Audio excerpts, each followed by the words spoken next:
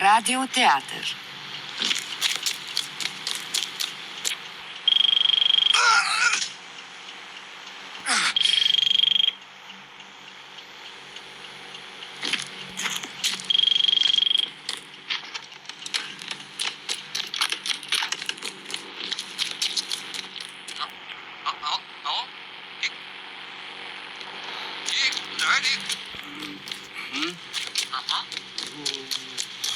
Мари, мислих, че настъпва края на света. 3 часа е. Знае, че страдаш от весне. Що мисля? Значи, Дик, ще ти предложа нещо много интересно. Искаш ли да работиш за най-опасния човек в Вашингтон, а? Аби страхува. Отдавна не е между живите. Исках да кажа на Франк Сайс, редактора, Познаваш ли го? Разбира се. Той имаше нещо против него ли? Ами, много лъже. Да, но после винаги се извинява. Да. И какво му трябва на сега? Ами, припознателен репортер като него. Слушай, аз не съм репортер, а историк. Слушай сега, ти си само консултант, без трудов договор и без осигуровки, ясно? Освен това, политическите ни схващания са толкова объркани, че още не мога да проумея. Как оценя през последните 4 години? Много просто изравях трупове, които бяха заровени едно време с моя помощ.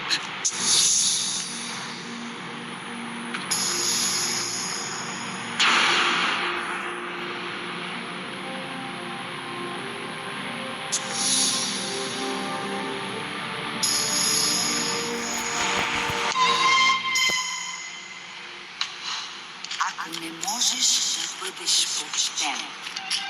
Радиодраматизация по романа на Рос Томас.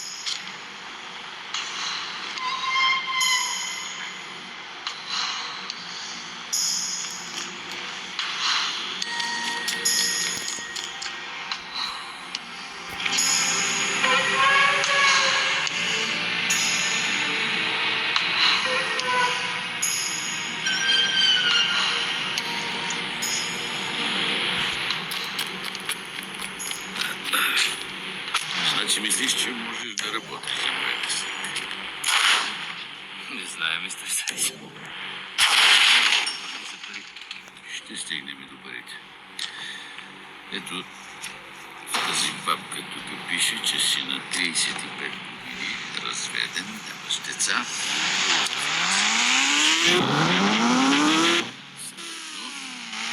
Някой ще се не смята, че прекаляваш. Членуваш в доста странни организации, музикално общество, флейта и ловджийски рок и така нататък. Продължаваме. Какво е това в делото? Досието ти е от Федералното бюро.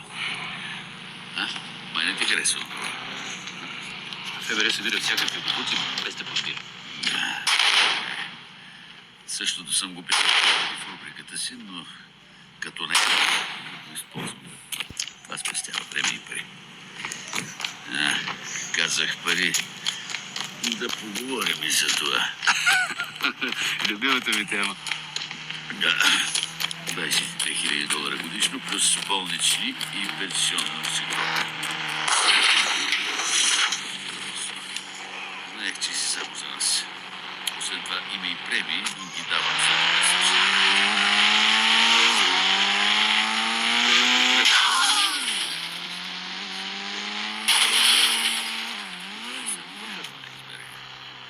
Нали, разбира се.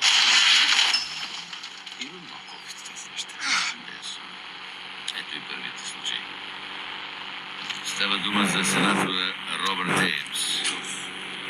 Дори човек да бъде 2 пъти разправен на кръст. Ще има още да се изненадаш. Та преди 7 месеца на дълги отекчителна реч в парламента за това колко благородно било един голям финансов конгломерат да погълне поредната си жертва, за което имаше подозрение, че са му платили $50 000. Скандалът около подкупа започва да се разраства и когато Сенатът реши да се занимае с морала на някой от своите членове, беше определена и дата дори. Точно преди това сенаторът се оттегли. Нямаше достатъчно доказателства за съдебно разследване. 2 дни по-късно напусна жена си, милионерка. И заживя по-ергенски с 27-годишна блондинка, служителка в същата фирма, която според слуховете му е дала подкупа. Той е мъртъв някой. Просто е забравил да го погребе. Искам да разбереш защо е взел парите, след като си има.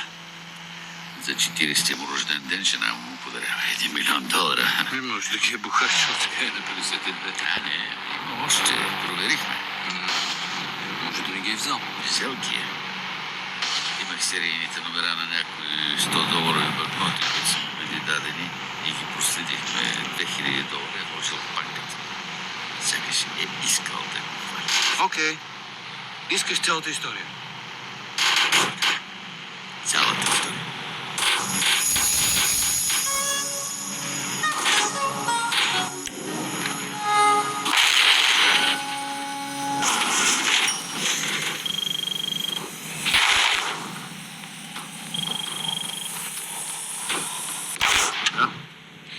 Ало, мистер Дик Лукас? Да, на телефона. От кантората на Франк Сайс ми дадоха вашия номер. Казвам се Каролайн Еймс. Дъщеря съм на Робърт Еймс, сенатора. Разпитвали сте изгреда за баща ми. Да, така е. Дори бих искал да задам и на вас няколко въпроса. Извинете, вие честен човек ли сте? До някъде. А ако разберете истината за баща ми, ще я публикувате ли? Да. Мистер Дик Лукас, аз разполагам със сведения, които доказват, че баща ми е станал жертва на... Той е станал жертва на известни обстоятелства и те са записани на магнитофонна лента. А имам и други. Други в писмена форма. Ако искате да се срещнем днес след обед? Да. Разбира се. Кажете къде. Да, добре. Значи, кафенето на 7 авеню. 3 часа ще нося зелено дипломатическо куфърче. Моля ви, бъдете точен.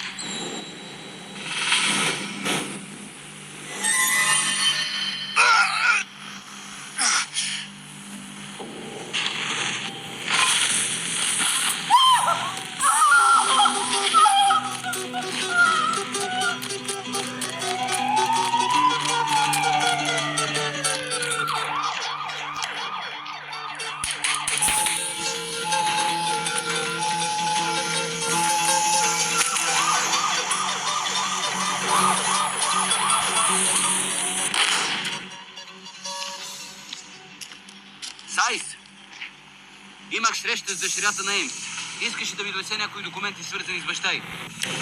Срещата ни беше в 3, тя закъсня с 24 минути. Тъкмо, когато я видях да се приближава, нещо избухна от куфърчето и чу се малко по-приглушено от изстрел. Пламъци лумнаха на около 1 фут над главата й. Се свлече на тротуара. Всичко стана буквално за секунди. Предполагам, че беше напалм. Нищо друго не гори така ярко.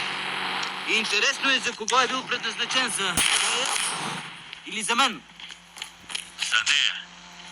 Ако е знаела какво е имало в куфърчето и кога е трябвало да гръмне, за нищо на света нямаше да закъсне. Някой го е сложил без нейно знание. А може би искали двама ви да очисти. И това си помислих. Бях адски оплашен. Изкушавам се да го пусна във вестника. Новината си е бива, но аз гоня друга цел. Ченгетата сигурно ще иска да знаят защо си избегал. Точно това трябва да им кажеш, че си се оплашил. Не е далеч от истината. Слушай, все още ли искаш цялата история? Каквато и да е тя. Точно така. Мисля, че можеш да се справиш. Не знам. Но ще опитам. На връщане се отби в полицията. Имам един познат в отдел убийства. Лейтенант Сингфилд. Ще му се обадя, че си тръгнал.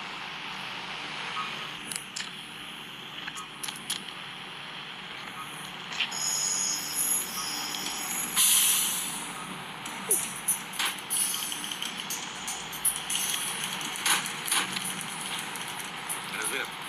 Ясно. Аз ще.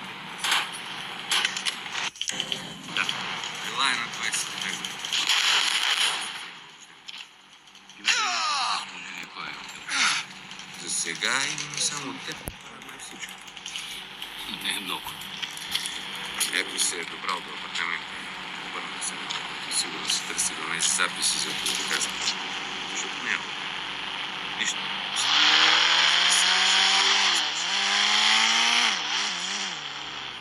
Майче, и татенце.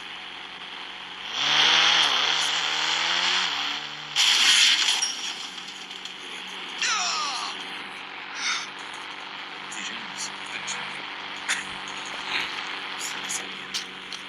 Знае какво е подарила на Керолайн на 21-я рожден ден. 1 милион зелен.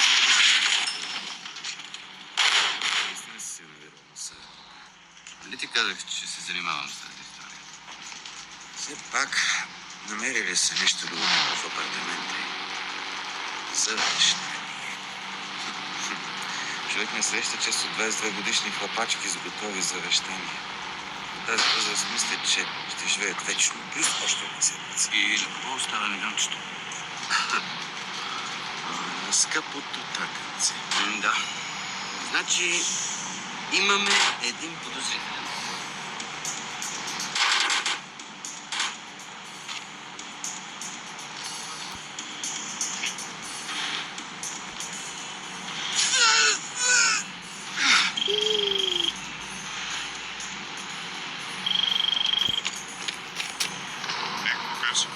Да, на телефона.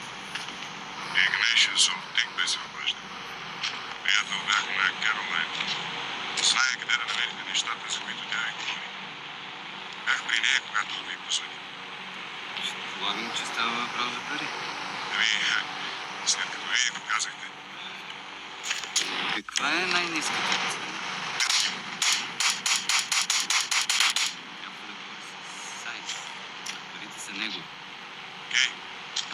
Ще ви донеса мостра в 5 часа в бара на хотел Вашингтон. Ако проявите интерес, ще направим сделката късно вечерта, но без чекета. Рано или късно ще стигне и до тях. Но ще трябва да си платят. Искате да кажете, че Сайс ще им го даде? Точно така, за 10 цента толкова ще им струва да прочитат рубрика.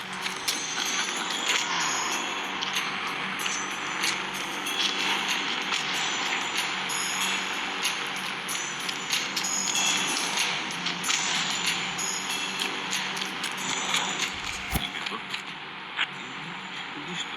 Ако не смятаме това, че приятелят на Керолайн и предлага нещата, за които ми говори тя, срещу 5 бона. И не иска да смъкне нито цент. 5 бона? Много са. Не можеш ли да го изметнеш малко? Мога да го фрасна с нещо по главата и да ги взема. Не, ти не си летец. Не съм.